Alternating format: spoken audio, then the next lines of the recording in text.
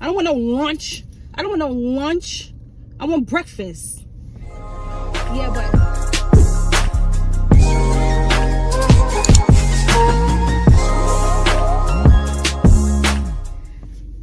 McDonald's, I'm gonna need y'all to like put breakfast to 12 o'clock because yeah, I can't. I need my sausage, egg, and cheese McGriddle. It's only 11:17 and I want breakfast. Now I have to order.